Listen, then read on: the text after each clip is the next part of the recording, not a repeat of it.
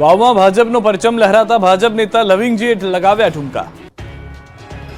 હાથમાં તલવાર અને લવિંગજીના ઠુમકા.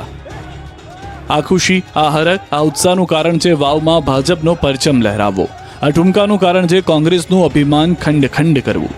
વાવ વિધાનસભાની પેટા ચૂંટણીમાં સ્વરૂપજીની જીતથી ભાજપના નેતાઓ હરખાયા. એમાં પણ કેટલાક ભાજપના નેતાઓએ આગવા અંદાજમાં જીતની ખુશી મનાવી. પાલનપુરના ચરોતર કમલમ ખાતે ધારાસભ્ય લવિંગજી ઠાકોરે ઠુમકા લગાવ્યા. રાધનપુરના ધારાસભ્ય લવિંગજી ઠાકોર તલવાર સાથે નાચ્યા. હાથમાં ખુલ્લી તલવાર સાથે લવિંગજી ડિસ્કો કરતા દેખાયા. લવિંગજીના ચહેરા પર હિસાબ ચૂકતે કરવાની ખુશી છલકાતી હતી. તો વાવ બેઠકના ભાજપના ઉમેદવાર સ્વરૂપજી ઠાકોરની જીત થતા આમોદ તાલુકા ભાજપ દ્વારા તિલક મેદાન ખાતે ઉજવણી કરવામાં આવી. ઢોલ નગારા તેમજ ફટાકડાની આતશબાજી કરી એકબીજાને મીઠાઈ ખવડાવી વિજયોત્સવ મનાવવામાં આવ્યો. આ પ્રસંગે આમોદ તાલુકા ભાજપ પ્રમુખ વિમલ પટેલ, મહામંત્રી દીપક ચૌહાણ સહિત કાર્યકરો મોટી સંખ્યામાં હાજર રહ્યા. એકબીજાનું મીઠાઈ ખવડાવી મોઢું મીઠું કરાવ્યું. વાવમાં ભાજપની જીત બદલ અલ્પેશ ઠાકોર, શંકર ચૌધરીની કરી પ્રશંસા. બનાસકાંઠાના વાવમાં પેટા ચૂંટણીમાં ભાજપનો પ્રચંડ વિજય થતા કાર્યકર્તાઓમાં ઉત્સાહ આસમાને છે. ત્યારે વાવના બિયોકમાં મતદારોનો આભાર વિધિ કાર્યક્રમ હતો. અહીં ધારાસભ્ય અલ્પેશ ઠાકોરે ભાભર, સુઈગામ સહિતના ગામડાના મતદારોનો આભાર તો માન્યો. ભાભરના લોકોએ 47,000 મત ભાજપને આપતા લોકોનો આભાર માન્યો અને વખાણ કર્યા. સાથે જ અલ્પેશ ઠાકોરે જાહેરમાં ભાજપના થરાદના ધારાસભ્ય શંકર ચૌધરીની પણ પ્રશંસા કરી. તો સ્વરૂપજી ઠાકોરના ગામમાં અલ્પેશ ઠાકોરના કોંગ્રેસ પર પ્રહાર. ગેનીબેન ઠાકોરનો ટોણો મારતા કહ્યું કે વાવ ગામ કોઈની જાગીર નથી, આ અહંકાર તોડી નાખ્યો. વધુમાં કહ્યું કે કોંગ્રેસ સમાજ તોડવાનું અને જાતિવાદ ફેલાવવાનું કામ કરશે. હવે સ્વરૂપજી ઠાકોર અને ભાજપે ગામે ગામ સુધી પાણી અને વિકાસ પહોંચાડવાનું કામ કરવાનું છે. સ્વરૂપજીને પણ સલાહ આપતા કહ્યું કે સ્વરૂપજી 6 મહિના કેડ બાંધી લો, લોકોના દિલમાં જગ્યા બનાવી લો, ખેતરો સુધી પાણી પહોંચાડો. રાધનપુરથી ભાભરનો રોડ તૂટેલો છે, તે રોડ પહેલા કરાવી દો એટલે ખબર પડે કે વિકાસ કોને કહેવાય. વાવમાં હાર બાદ કોંગ્રેસમાં ઉથલપાથલના એંધાણ. ભરતસિંહ સોલંકી ફરી સક્રિય થશે, પોસ્ટરો બન્યા ચર્ચાનો વિષય. વાવ વિધાનસભાની પેટા ચૂંટણીમાં કારમી હાર બાદ ફરી એકવાર કોંગ્રેસના નેતૃત્વ પર સવાલ ઊભા થઈ રહ્યા છે. ફરી એકવાર કોંગ્રેસમાં અસંતોષની આગ ફેલાય છે. વાવની હાર બાદ કોંગ્રેસમાં મોટી ઉથલપાથલ થવાની શક્યતાઓ જોવા મળી રહી છે. ત્યારે કોંગ્રેસના જૂના જોકી, પ્રદેશ કોંગ્રેસના દિગ્ગજ નેતા અને પૂર્વ કેન્દ્રીય મંત્રી ભરતસિંહ સોલંકી શક્તિ પ્રદર્શન સાથે ગુજરાતના રાજકારણમાં ફરી સક્રિય થઈ ગયા છે. કોંગ્રેસ નેતા ભરતસિંહ સોલંકીના જન્મદિવસના લાગેલા પોસ્ટર ફરી એકવાર રાજનીતિની ગલીઓમાં ચર્ચાનો વિષય બન્યા છે. ભરતસિંહ સોલંકીના સમર્થકો દ્વારા કોંગ્રેસ કાર્યાલય બહાર લાગેલા પોસ્ટરમાં ઉપયોગમાં આવેલા વાક્ય તર્ક વિતર્ક ઊભા કરી રહ્યા છે. ભરતસિંહ સોલંકીને કમબેક કરવાની વાત પોસ્ટરમાં કરવામાં આવી છે. ભરતસિંહ સોલંકીના સમર્થકો દ્વારા લાગેલા પોસ્ટર કોંગ્રેસના અનેક નેતાની ઊંઘ ઉડાવી દીધી છે. આગામી 26 નવેમ્બરના રોજ ભરતસિંહ સોલંકીનો જન્મદિવસ છે. મહત્વનું છે કે હાલ કોંગ્રેસની નજર રાજ્યસભાની બેઠક પર છે. હાલ ગુજરાતમાં કોંગ્રેસના એકમાત્ર રાજ્યસભા સાંસદ શક્તિસિંહ ગોહિલ છે, જેમની ટર્મ પણ 2026માં પૂરી થાય છે. જો કે બેઠક ફરીથી કોંગ્રેસને નહીં મળે, કેમ કે કોંગ્રેસ પાસે રાજ્યસભાના સાંસદની એક સીટ માટે જરૂરી એવા ધારાસભ્યોની પૂરતી સંખ્યા નથી. એવામાં ભરતસિંહને અન્ય રાજ્યમાંથી રાજ્યસભાના સાંસદ બનવું હોય તો તેમણે પોતાનું કદ વધારવું પડે. આ ગણતરી પણ શક્તિ પ્રદર્શન પાછળ હોઈ શકે છે. નવસારીમાં ભક્તિમાં લીન થયા હર્ષ સંઘવી અને CR પાટીલ. નવસારીમાં અલૌકિક અતિ રુદ્ર મહાયજ્ઞનું આયોજન કરવામાં આવ્યું, જેમાં પ્રદેશ પ્રમુખ અને કેન્દ્રીય જળશક્તિ મંત્રી CR પાટીલ અને રાજ્યના ગૃહ રાજ્યમંત્રી હર્ષ સંઘવી ઉપસ્થિત રહ્યા. CR પાટીલ અને હર્ષ સંઘવીએ મુખ્ય યજમાન પ્રેમચંદ લાલવાણી સાથે મહાદેવનો અભિષેક કર્યો. આ યજ્ઞમાં જિલ્લા પ્રમુખ અને નવસારીના ધારાસભ્ય પણ ઉપસ્થિત રહ્યા. મહત્વનું છે કે દેશભરના 350થી વધુ ભૂદેવો દ્વારા યજ્ઞ કરવામાં આવી રહ્યો છે. જિલ્લામાં પ્રથમ વખત અતિ રુદ્ર મહાયજ્ઞનું આયોજન કરવામાં આવ્યું છે. 20મીથી શરૂ થયેલો યજ્ઞ 25 નવેમ્બર સુધી ચાલશે.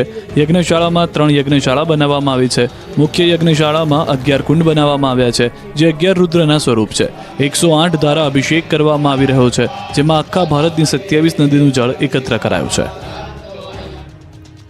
મુંબઈના 2 ભક્તે અંબાજી મંદિરમાં 1.21 કરોડ સોનાનું કર્યું દાન. શક્તિ, ભક્તિ અને પ્રકૃતિના ત્રિવેણી સંગમમાં માઈધામ અંબાજીમાં 2 અલગ અલગ ભક્તો દ્વારા જગત જનની જગદંબાના શ્રી ચરણોમાં સુવર્ણ દાનની ભેટ ધરી છે. મુંબઈના 2 ભક્ત માં અંબાજી પર વારી વારી થયા. ભક્તે 1.21 કરોડનું સોનું માં અંબાજીના શરણે ધરાવ્યું. ગુજરાતનું પ્રસિદ્ધ યાત્રાધામ આરાસુરી અંબાજી માતાના મંદિરે ભક્તો પોતાની મનોકામના પૂર્ણ થયા બાદ માતાજીના ચરણે ભેટ પણ ધરાવે છે. ત્યારે મુંબઈના 2 અલગ અલગ ભક્તે અંબાજી મંદિરમાં સોનાનું ગુપ્ત દાન આપ્યું. શક્તિપીઠ અંબાજી મંદિરમાં મુંબઈના 2 અલગ અલગ ભક્તો દ્વારા માતાજીના ચરણોમાં સોનાના દાનની ભેટ આપવામાં આવી હતી. એક ભક્તે 1 કિલો સોનાની લગડી જેની અંદાજિત કિંમત 80 લાખ થાય છે, જ્યારે બીજા ભક્તે 520 ગ્રામ સોનાની લગડી અને 100 ગ્રામના 5 અને 20 ગ્રામના 1 બિસ્કિટ ભેટ આપ્યા હતા. આમ અંબાજી મંદિરમાં બંને ભક્તે થઈને અંદાજે 1.21 કરોડ સોનાનું ગુપ્ત દાન કર્યું હતું. આ તરફ ડીસાની અંદર ડાયરામાં થયો રૂપિયાનો ધોધમાર વરસાદ. બનાસકાંઠાના ડીસાના ડાયરામાં રૂપિયાનો થયો વરસાદ. ડીસાના નાની ભાખર ગામે ઈસામની માતાજીના મંદિરમાં ડાયરો યોજાયો, જેમાં 1 લાખથી વધુ લોકોએ ડાયરાની મજા માણી. ડાયરામાં માયાભાઈ આહિર, દેવ પગલી, જીગર ઠાકોર સહિતના કલાકારોએ જમાવટ કરી. જેમ જેમ રાત પસાર થતી રહી તેમ તેમ ડાયરામાં કલાકારોએ રંગ જમાવતા લોકો ઝૂમી ઉઠ્યા.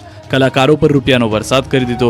એક બાદ એક લોકોએ સ્ટેજ પર આવી કલાકારો પર નોટોની ઘોળ કરી કાઢી. કરોડો રૂપિયાની નોટોની ઘોળ થઈ ગઈ હતી, જાણે સ્ટેજ પર નોટોની પથારી થઈ ગઈ હોય. ભજનિક કલાકારો એકથી એક ચડ્યાતા ભજન ગાઈને મોજ કરાવી દેતા. જનતાએ પણ રૂપિયાનો વરસાદ કરી કલાકારોને ચલણી નોટોથી ઢાંકી દીધા. એક જ રાતમાં કરોડો રૂપિયા ઉડતા રૂપિયાના રીતસરના ઢગલા થઈ ગયા. લખતરના ઓળખ ગામે એક સાથે 4 મકાનમાં ત્રાટક્યા ચોર. સુરેન્દ્રનગરના લખતરના ગામડામાં તસ્કરો બેફામ બની ગયા. તસ્કરોનો તરખાટ દિન પ્રતિદિન વધી રહ્યો છે. સુરેન્દ્રનગરના લખતર તાલુકાના ઓળખ ગામના એક સાથે 4 મકાનમાં તસ્કરો ત્રાટક્યા. 4 રહેણાંક મકાનમાંથી રૂપિયા 60,000થી વધુની મત્તાની ચોરી કરી ફરાર થઈ ગયા. તસ્કરો બાઇક પર આવ્યા હતા અને 4 મકાનને નિશાન બનાવ્યા. અન્ય મકાનમાં ચોરી કરવા જતા ગ્રામજનો જાગી ગયા હતા, જેથી લોકોના ડરથી તસ્કરો ત્યાંથી નાસી છૂટ્યા હતા. ચોરી કરવા આવેલા કુલ 7 તસ્કરો પાસે છરી, દારિયા સહિત તીક્ષ્ણ હથિયારો હોવાનો પણ ગ્રામજનોએ આક્ષેપ લગાવ્યો છે.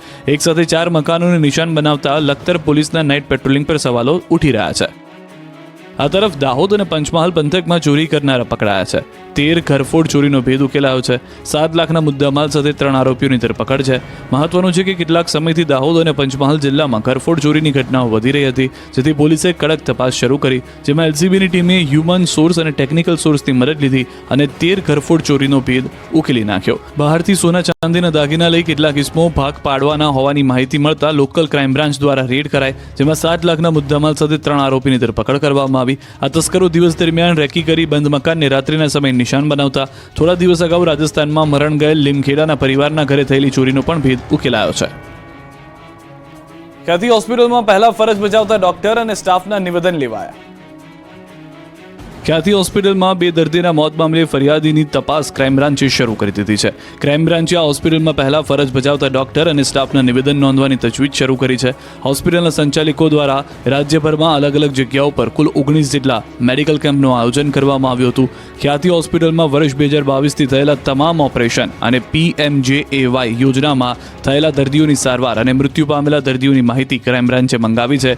હાલ સમગ્ર મામલે ક્રાઇમ બ્રાન્ચે એક આરોપી ડોક્ટર પ્રશાંત વજીરાણીની ધરપકડ કરી છે, જ્યારે અન્ય ફરાર આરોપીઓની શોધખોળ શરૂ કરી દીધી છે.